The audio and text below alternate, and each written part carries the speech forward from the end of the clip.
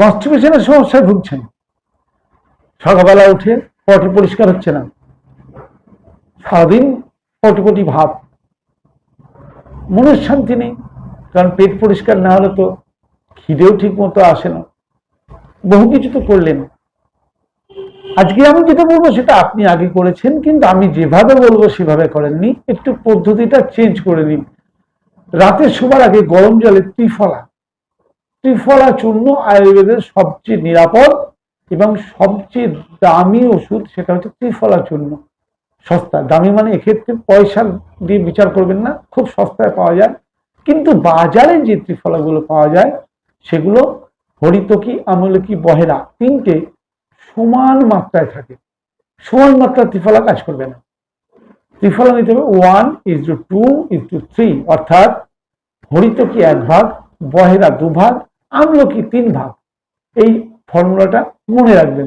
শোবার আগে 1 গ্লাস ঈষদুষ্ণ গরম জলে 1 চামচ ত্রিফলা দিন, অবশ্যই সঙ্গে একটুখানি গুড় বা 2-1 ফোঁটা মধু, তবে খুব গরম জলে মধু দেবেন না, মিশিয়ে আপনি খান। কি কাজ করবে? হরিতকি, আমলকি, বহেরা এই তিনটে যদি সঠিক মাত্রায়, আপনি যে মাত্রা আমি আগে বললাম সেই মাত্রায় যদি মিশিয়ে নেন, তাহলে কিন্তু এটা সবচেয়ে কার্যকর আয়ুর্বেদের নিয়ম অনুযায়ী। এটা একাই বাত পিত্ত কফ ব্যালেন্স করে। গরম জলে মিশিয়ে রাতে খেলে হজম শক্তি শক্তিশালী হয়, রাতে শরীর ডিটক্স হতে শুরু করে, সকালে খুবই আরামদায়ক বাউল মুভমেন্ট হয়, কোষ্ঠকাঠিন্য দূর হয়, গ্যাস, অম্বল, অ্যাসিডিটি কমে, পেট হালকা থাকে, লিভার পরিষ্কার হয়, স্কিনের গ্লো বাড়ে, শরীরের টক্সিন রিমুভ হয়।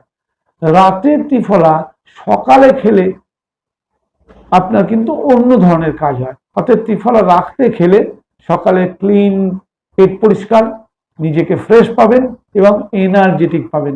তবে হ্যাঁ, মনে রাখবেন, ত্রিফলা কিন্তু অতিরিক্ত খাওয়া কখনোই স্বাস্থ্যের পক্ষে ভালো নয়। আর টানা 80-85 দিন খেয়ে আবার 10-15 দিন বন্ধ করবেন, টানা কখনো খাবেন না।